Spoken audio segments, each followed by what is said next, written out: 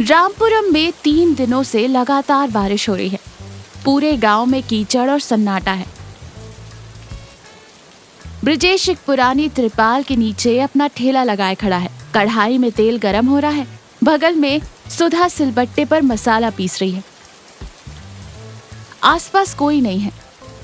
अरे सुधा, ये बारिश तो रुकने का नाम ही नहीं ले रही। ऐसा लगता है जैसे आसमान में छेद हो गया हो।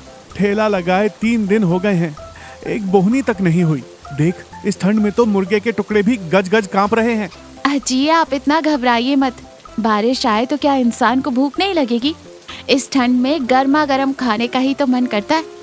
आप अपना सीक्रेट मसाला तैयार रखिए। इस मसाले की महक हवा के साथ गांव में गई तो लोग खुद ब खुद ढूंढते हुए आ जाएंगे। महक तो गजब की है। इस मसाले की खुशबू से तो कोई सोता हुआ भी उठकर कहेगा, 1 प्लेट चिकन डालो ब्रिजेश भाई। पर क्या फायदा, इस कीचड़ में कौन आएगा? कीचड़ में पैर रखते हुए भगवान दास आता हुआ दिखाई देता है। वो देख, आ गया हमारे गांव का सेंसर बोर्ड। अब कभी कभार कोई आया भी है तो वो भी ना कुछ खरीदेगा ना खाएगा, ऊपर से फ्री में 50 नुक्स निकालेगा। देख लेना। भगवान दास छाता बंद करते हुए किनारे पर रखते हुए कहता है, क्या रे ब्रिजेश, इस बारिश में ये क्या पागलपन है? इस कीचड़ में इतनी ठंड में तेरे ठेले पर कौन आएगा जो तू यूं ही तेल जला रहा है? आखिर इस कड़ाही में क्या जला रहा है? चिकन फ्राई भगवान दास काका, गर्मा गर्म चिकन फ्राई। इस बारिश में इसे खा लोगे तो ठंड कहीं दूर भाग जाएगी। लगा दूं 1 प्लेट? भगवान दास नाक सिकोड़ते हुए और मुंह बनाते हुए कहता है, मैं सड़क किनारे तेरा ये चिकन मैं खाऊंगा? ऊपर से बारिश का सारा पानी उस तेल में गिर रहा है। आधा तेल आधा पानी। ये मसाला भी देखकर लगता है पिछले महीने का है। कोई खाए तो पेट दर्द पक्का। भगवान दास जी, ऐसा मत कहिए।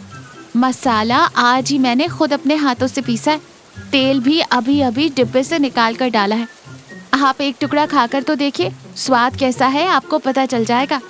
भगवान दास अंदर ही अंदर मुंह में पानी तो आ रहा है, पर बाहर से भाव रखते हुए, मेरे क्या बुरे दिन आए हैं? मैं तो बस इधर से गुजर रहा था, तुम्हारी परेशानी देखकर तरस आ गया। मुझे तो बिल्कुल नहीं चाहिए। फिर जाने का नाटक करते हुए 2 कदम बढ़ाते, फिर रुक कर कहते, खैर, तुम इतनी मिन्नतें कर रहे हो तो ठीक है, एक छोटा सा टुकड़ा दे दो, मैं टेस्ट करके बताता हूँ कैसा है। दोबारा पैसे मत मांगना, मैं देने वाला नहीं। ब्रिजेश हंसते हुए एक छोटा सा फ्राई का टुकड़ा प्लेट में देता है। लो काका, टेस्ट करो। भगवान दास टुकड़े को मुंह में डालता है। उस स्वाद से उसकी आंखों में खुशी आ जाती है, पर चेहरे पर एहसास नहीं आने देता। बस ठीक ठाक है। नमक थोड़ा कम है, मिर्च ज्यादा है, एकदम रूखा मांस है, किसी काम का नहीं। पर मन ही मन कहता है, अरे बाप रे, क्या गजब का स्वाद है। कल भी आकर फ्री में एक और टुकड़ा उड़ाना पड़ेगा। बारिश अभी भी हल्की फुल्की हो रही है। चौपाल के पास गजेंद्र बाबू चाय पीते हुए बैठे हैं। भगवान दास वहां आता है। गजेंद्र बाबू चाय की चुस्की लेते हुए कहते हैं, क्या बात है भगवान दास, ये बारिश तो अभी रुकने वाली नहीं लग रही। बाहर कदम रखने में भी डर लग रहा है। सच कहा गजेंद्र बाबू, पर इस बारिश में भी कुछ लोगों का पागलपन नहीं छूट रहा। उस ब्रिजेश को ही देख लीजिए, उस पुरानी तिरपाल के नीचे चिकन तल रहा है। पागल नहीं तो और क्या। ब्रिजेश, वही जो शहर से आया है। सुना है बड़ा कमाल का मसाला पीस रहा है। महक तो यहाँ तक आ रही है। महक? हे भगवान, कल मैं उधर से जा रहा था तो उसने जबरदस्ती एक टुकड़ा मेरे मुंह में ठूस दिया। एकदम बकवास स्वाद था जी, पूरा तेल ही तेल। आप तो भूल कर भी उधर मत जाइएगा, गांव वालों को भी बता दीजिएगा, वो खाया तो अस्पताल जाना पक्का। पर मन में कहते हैं, ये सब वहाँ चले गए तो मेरे लिए फ्री में खाने को क्या बचेगा? सबको रोकना पड़ेगा। अच्छा, वैसे मुझे क्या, मैं तो मांस मछली छूता नहीं, पर उस मसाले की खुशबू वाकई लाजवाब है यार। बारिश थोड़ी तेज हो गई है। ब्रिजेश ठंड से कांपते हुए ठेले के पास खड़ा है। तभी गजेंद्र बाबू छाता लिए धीरे धीरे वहां आते हैं। राम राम ब्रिजेश बाबू।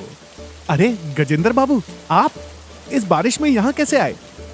कुछ नहीं बाबू, वो तुम इस चिकन में डालने के लिए मसाला पाउडर बनाते हो ना? जी हाँ। वो उस मसाले की महक मेरे घर तक आ रही है। अब मैं मांस तो नहीं खाता, पर क्या वो मसाला पाउडर थोड़ा सा दोगे? हमारे घर में आलू फ्राई बन रहा है, उसमें थोड़ा सा छिड़क लूंगा। खुशबू बहुत अच्छी है यार। ब्रिजेश और सुधा एक दूसरे का चेहरा देखकर मुस्कुराते हैं। ये तो मेरा सौभाग्य है गजेंद्र बाबू, अभी देता हूँ, रुकिए। सुधा, एक छोटी सी पुड़िया बांध दो। सुधा मसाले की पुड़िया बांध ही रही होती है कि बारिश में पूरी तरह भीगा हुआ हाफता हुआ भगवान दास वहाँ दौड़ते हुए आता है। अरे ब्रिजेश, जल्दी से एक full plate chicken fry parcel बांध दे, ठंड से जान निकली जा रही है। ये क्या भगवान दास काका, कल ही तो तुमने कहा था कि मेरा चिकन बेकार है, पेट दर्द होगा, अस्पताल पहुंच जाएंगे, और आज फिर पार्सल मांग रहे हो।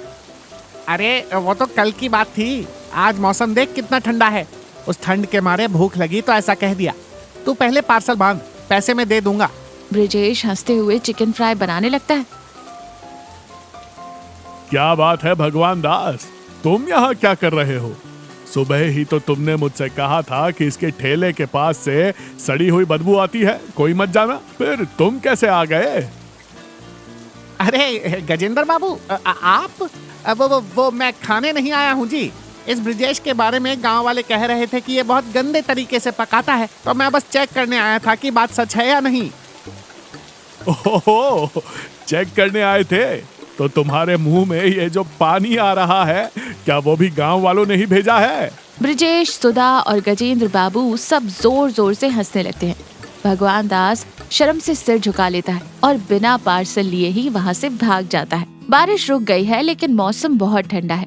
भगवान दास घर में खाट पर लेटा ठंड से कांप रहा है। वो मुंह तक कंबल ओढ़े हुए है। उसे बहुत तेज सर्दी जुकाम हो गया है। अच्छा, मर गया रे भगवान, ये बारिश तो मेरी जान ही ले लेगी। बदन कांप रहा है, पेट में चूहे दौड़ रहे हैं, घर में देखूं तो खाने को कुछ नहीं है। उफ, अब अगर ब्रिजेश के पास का गर्मा गर्म चिकन फ्राई मिल जाता, वो तीखा मसाला लगता, तो ये जुकाम पल भर में उड़ जाता। पर उसके पास कैसे जाऊं? कल ही सबके सामने बेइज्जती हुई है, ऊपर से गांव वालों को मैंने ही उसके खिलाफ भड़काया था। अब किस मुंह से जाऊं? तभी दरवाजे पर खटखट होती है। भगवान दास काका की आवाज आती है। भगवान दास कंबल हटाकर मुश्किल से जाकर दरवाजा खोलता है। सामने हाथ में एक स्टील का टिफिन बॉक्स लिए ब्रिजेश खड़ा है। ब्रिजेश, तुम यहाँ इस ठंड में? कैसे हो काका? पड़ोसियों ने बताया कि तुम्हें बहुत सर्दी जुकाम और बुखार है, इसलिए देखने आ गया। मुझे कुछ नहीं हुआ, मैं ठीक हूँ। झूठ मत बोलो काका, तुम्हारा चेहरा ही सब बता रहा है।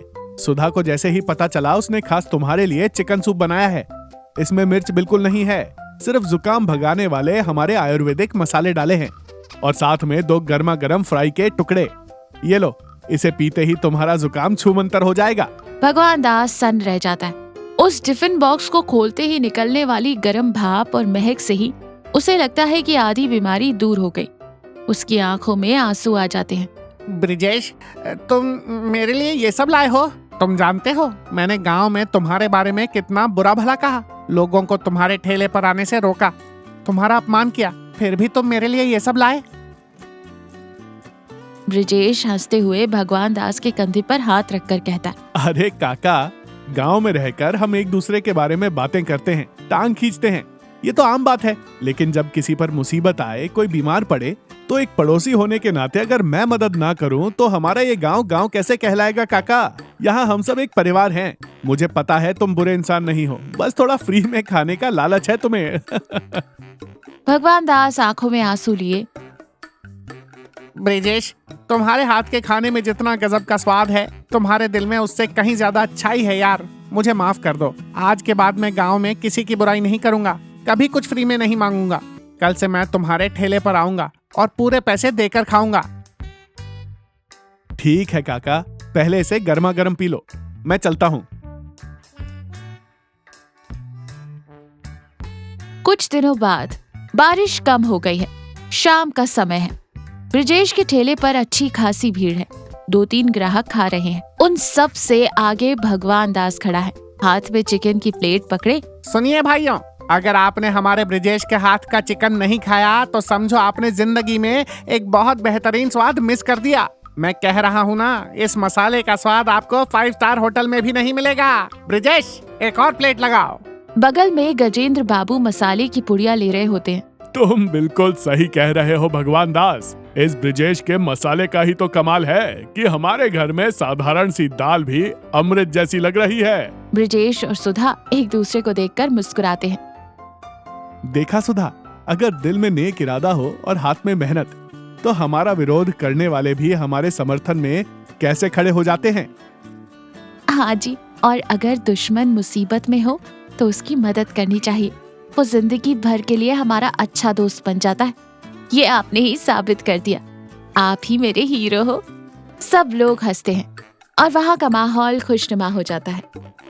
तो देखा, मुसीबत के समय दूसरों की मदद करना और किसी के बारे में पूरी तरह जाने बिना उसे दोष ना देना ही सच्ची इंसानियत है।